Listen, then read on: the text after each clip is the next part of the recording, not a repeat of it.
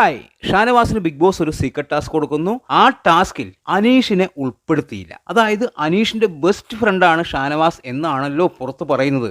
അതുകൊണ്ട് അനീഷിനെ ഉൾപ്പെടുത്താത്തതിൽ ഭയങ്കര ദേഷ്യത്തിലാണ് അനീഷ് ഫാൻസ്. അകത്ത് അനീഷിനും വളരെയേറെ സങ്കടമുണ്ട്, പുറത്ത് അനീഷ് ഫാൻസിനും വളരെയേറെ സങ്കടമുണ്ട്. നമ്മൾ കണ്ടതാണ് എപ്പിസോഡിൽ അനീഷ് ക്യാമറയ്ക്ക് മുന്നിൽ പോയി അവൻ അവസരവാദിയാണ്, എന്നെ ചതിച്ചു എന്ന് കുറച്ച് മുൻപ് അനീഷ് ഇതേ കാര്യം ക്യാമറയ്ക്ക് മുന്നിൽ പറഞ്ഞിട്ടുണ്ടായിരുന്നു. ഷാനവാസ് ചതിയനാണ് എന്ന്, അതായത് പ്രേക്ഷകർക്ക് ഇട്ടുകൊടുക്കുകയാണ്. ഇപ്പോൾ വീണ്ടും പറയുന്നു ഷാനവാസ് അവസരവാദിയാണ് എന്ന്. പുറത്ത് ഈ പറയുന്ന അനീഷ് ഫാൻസും പറയുന്നു. ഇവിടെ ഷാനവാസ് വളരെ കൃത്യമായിട്ടാണ് കാര്യങ്ങൾ കൈകാര്യം ചെയ്തത്. തീർച്ചയായും അനീഷിനോട് പറഞ്ഞിരുന്നുവെങ്കിൽ ഈ ടാസ്ക് കുളമായനെ. ഞാൻ വരെ പറയും ഷാനവാസ് കുളമാക്കി എന്ന്. ഷാനവാസ് ചെയ്ത ഏറ്റവും നല്ല കാര്യം എന്ന് പറയുന്നത് അക്ബറിനെ ആദ്യം ചൂസ് ചെയ്തതാണ്. അതാണ് ഏറ്റവും ബെസ്റ്റ്. അവിടെ 10 പേരാണുള്ളത്, 6 പേർ ആദിലയ്ക്ക് വോട്ട് ചെയ്യണം. നമ്മൾ മനസ്സിൽ കരുതിയത്, അതായത് അനുമോൾ, ആദില, നൂറ, അനീഷ് ഇവരെ ഒഴിവാക്കി മറ്റുള്ളവരെ കൺവിൻസ് ചെയ്യണം എന്നുള്ളത് തന്നെയാണ്.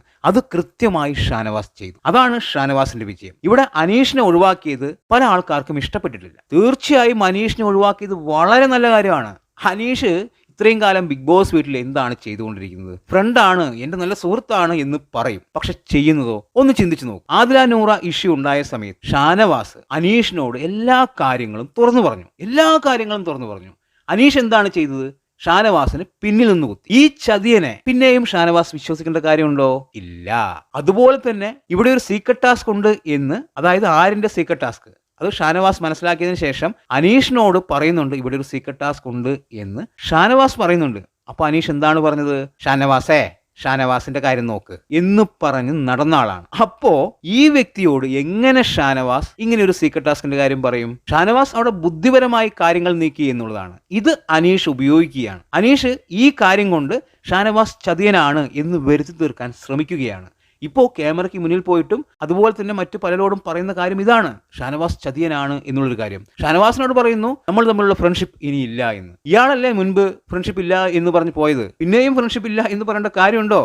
ഇവിടെ ഷാനവാസ് ചെയ്ത ഏറ്റവും നല്ല കാര്യമാണ് അനീഷിനെ ഒഴിവാക്കിയത്. അത് കറക്റ്റാണ്. അനീഷിനെ കൊണ്ടത് പറ്റില്ല. ഷാനവാസ് അനീഷിനോട് ഇത് പറഞ്ഞിരുന്നുവെങ്കിൽ ഷാനവാസ് ആ ടാസ്കിൽ പരാജയമാണ് എന്ന് ഞാൻ പറയും. ഉറപ്പായിട്ടും പരാജയമായിരിക്കും. ഷാനവാസ് കൃത്യമായി കൈകാര്യം ചെയ്തു. അതാണ് വേണ്ടത്. ഇവിടെ അനീഷ് ഇതെടുത്ത് വെച്ച് മുതലാക്കുകയാണ്. ഷാനവാസ് ചതിയനാണ് എന്ന് വരുത്തി തീർക്കാൻ ശ്രമിക്കുകയാണ്. തീർച്ചയായും അനീഷിന്റെ കള്ളത്തരങ്ങൾ പൊളിഞ്ഞു വരികയാണ്. എന്തായാലും ഇന്നലത്തെ സീക്രട്ട് ടാസ്ക് ഷാനവാസ് ഗംഭീരമാക്കി, വേറെ ലെവലാക്കി. പക്ഷെ അവിടെ ഒരു പ്രശ്നമുള്ളത്, ആദില നൂറ ഷാനവാസുമായി പേച്ചപ്പായി എന്നുള്ളതാണ്. അത് ശരിയായിട്ടൊരു കാര്യമായിട്ട് എനിക്ക് തോന്നിയില്ല. കാരണം ആദില നൂറ അവർ കൊടും വിഷമായിട്ടാണ് എനിക്ക് തോന്നിയിരിക്കുന്നത് ഈ ബിഗ് ബോസ് വീട്ടിൽ. ഷാനവാസിനെ കുറിച്ച് വളരെ മോശമായിട്ടാണ് അവർ ഓരോ കാര്യങ്ങളും സംസാരിക്കുന്നത്. അവസാനം പോകുന്ന സമയത്ത് ചെറ്റ എന്ന് വരെ വിളിച്ചു.